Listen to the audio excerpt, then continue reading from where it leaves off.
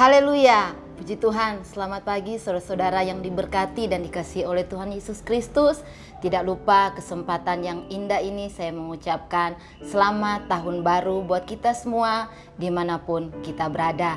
Kiranya sukacita, damai sejahtera dari Tuhan Yesus Kristus selalu melingkupi hati dan kepikiran kita.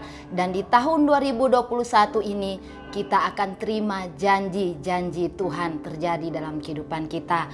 Puji Tuhan, renungan pagi hari ini saya beri judul Yesus Sahabat Sejati.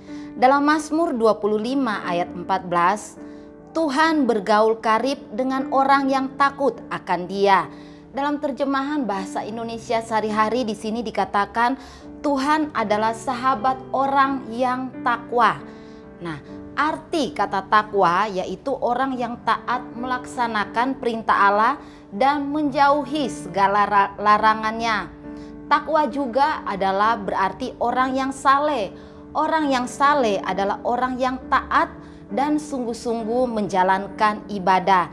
Jadi dalam Mazmur 25 ayat 14, Tuhan bergaul karib. Artinya Tuhan bersahabat karib dengan orang yang takut akan Dia. Nah, kata karib berarti dekat sekali, rapat sekali, atau erat. Firman Tuhan berkata, Tuhan bersahabat dekat dengan orang yang takut akan Dia. Di sini kita melihat bahwa Allah rindu kita menjadi sahabat Tuhan. Di dalam Kejadian 3 ayat 8, di situ kita lihat sejak semula ketika Allah menciptakan manusia, Allah ingin agar Allah dan manusia itu terjalin hubungan yang sangat intim, yaitu seperti seorang sahabat. Kejadian 3 ayat 8 di situ Tuhan mendatangi Adam dan Hawa. Tetapi ketika Adam dan Hawa mendengar suara langka dari Tuhan, mereka ketakutan, lari dan bersembunyi. Kenapa mereka ketakutan dan bersembunyi? Karena apa? Mereka sudah berbuat dosa. Tapi bukankah Allah tidak tahu mereka telah berbuat dosa? Di dalam Kejadian 3 ayat 9, Tuhan memanggil manusia dan berkata, "Di manakah engkau?" Jadi di sini kita lihat bahwa Allah ingin mendatangi manusia. Allah ingin bercerita dengan manusia. Allah ingin mencari manusia. Sehingga di dalam Kejadian 3 ayat 9, di situ dikatakan bahwa Tuhan memanggil manusia dan berkata, "Di manakah engkau?" Jadi Allah punya kerinduan untuk tetap mencari manusia yang berdosa. Tapi dengan keadaan yang telanjang, manusia takut untuk bertemu dengan Tuhan. Di sini dosa mengakibatkan kita menjauh dari Tuhan. Ketika kita berbuat dosa, kita takut untuk datang kepada Tuhan. Kita takut untuk menghampiri Tuhan. Sehingga Allah lah yang berinisiatif untuk mendatangi kita dan berkata, "Di manakah engkau?" Sebab itu inilah yang menjadi isi hati Tuhan. Dalam keadaan kita yang berdosa, dalam keadaan kita yang bersalah, Allah tetap mau mendatangi kita. Allah tetap mau bercerita dengan kita. Allah tetap mau untuk mengunjungi kita. Bapak, Ibu, Saudara yang diberkati oleh Tuhan Yesus Kristus, firman Tuhan mengingatkan kita bahwa Allah benar-benar rindu agar kita menjadi sahabat dari Allah. Di dalam Yohanes 15 ayat 15, Tuhan Yesus berkata, "Aku tidak menyebut kamu lagi hamba, sebab hamba tidak tahu apa yang diperbuat oleh tuannya.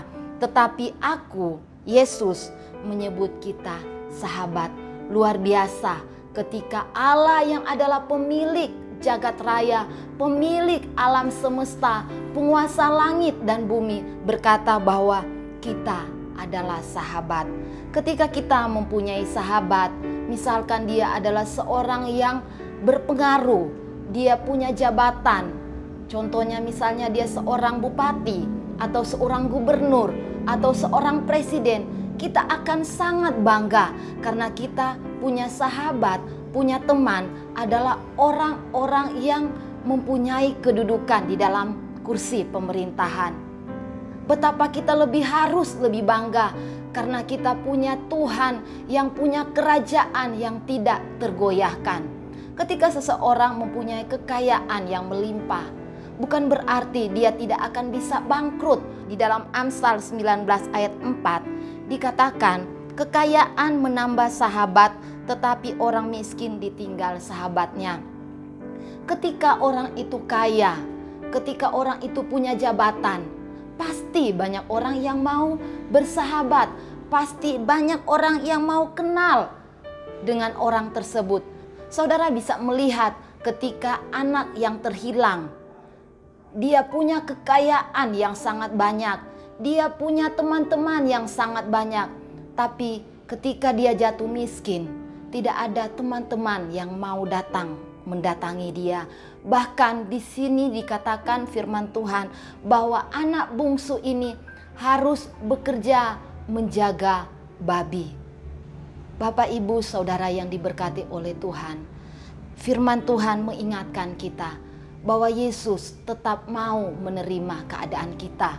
Ketika anak yang terhilang ini menyadari keadaannya, dia ingat rumah bapaknya. Dia kembali kepada bapaknya. Bukan bapaknya yang mendatangi anak ini, tapi anak ini harus mempunyai inisiatif untuk datang mendekat kepada bapaknya.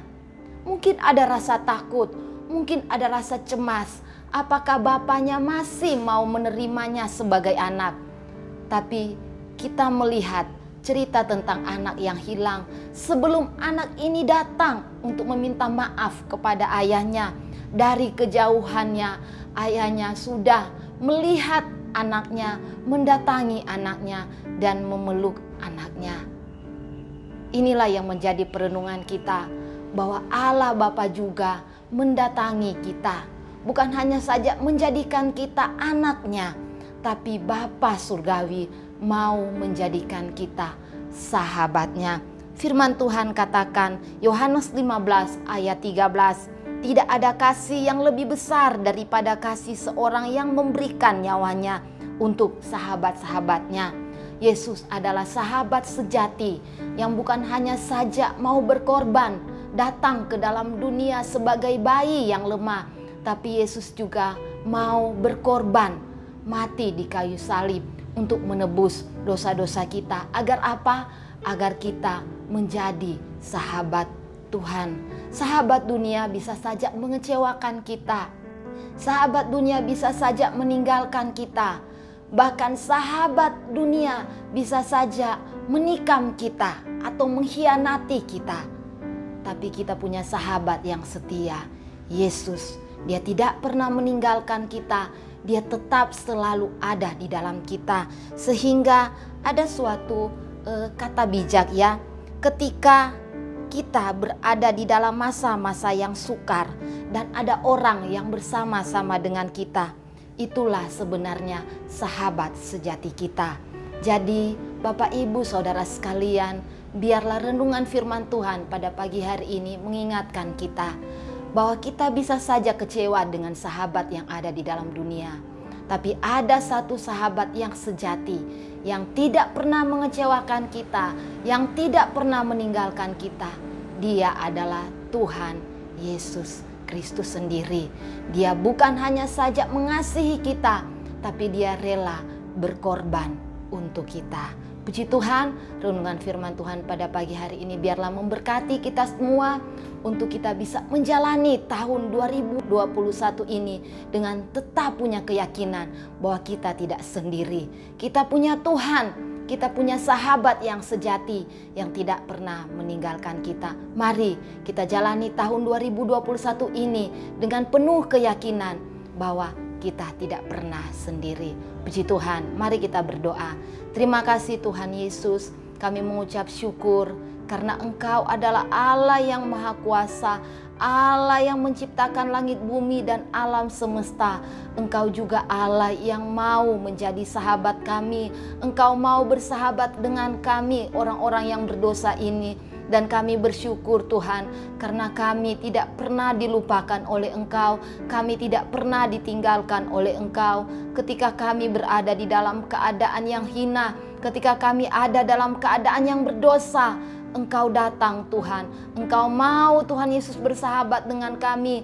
Engkau mau Tuhan memulihkan hubungan kami dengan Engkau. Dan biarlah Tuhan, setiap kami yang mendengarkan firman-Mu, kami juga meresponi Engkau Tuhan. Kami juga menerima Tuhan Yesus ajakan-Mu untuk kami selalu Tuhan mau bersahabat dengan Engkau. Terima kasih Tuhan, di tahun 2021 ini kami tidak tahu apa yang akan terjadi di depan kami. Tapi kami percaya ketika Engkau Yesus yang ada dengan kami, berjalan bersama-sama dengan kami akan jalani hari demi hari dengan tetap Tuhan punya keyakinan bahwa kami punya Engkau Tuhan Yesus.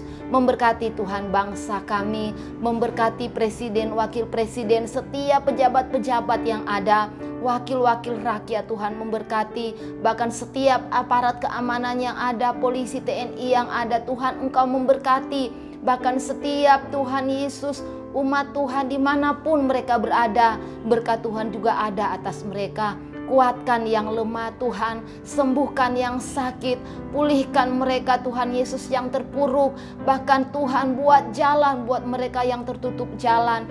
Tuhan kami berdoa, biarlah kiranya Tuhan Yesus kesembuhan terjadi bukan hanya saja Tuhan dalam tubuh kami, tapi jiwa kami disembuhkan. Jiwa kami dipulihkan oleh Engkau, sehingga kami Tuhan tidak takut untuk kami menjalani hari-hari di depan kami. Terima kasih Tuhan, kami percaya Engkau ada bersama dengan kami, dan kami Tuhan Yesus ada di dalam Engkau. Terima kasih Tuhan, kami percaya firman Tuhan akan terus ada di dalam hati kami. Firman Tuhan akan terus mengingatkan kami untuk kami Tuhan tidak perlu takut dalam menjalani hari-hari di depan kami, karena kami punya Yesus yang adalah sahabat yang selalu ada bersama-sama dengan kami. Terima kasih Tuhan. Inilah doa kami yang kami minta dan alaskan di dalam nama Tuhan Yesus Kristus. Haleluya. Amin.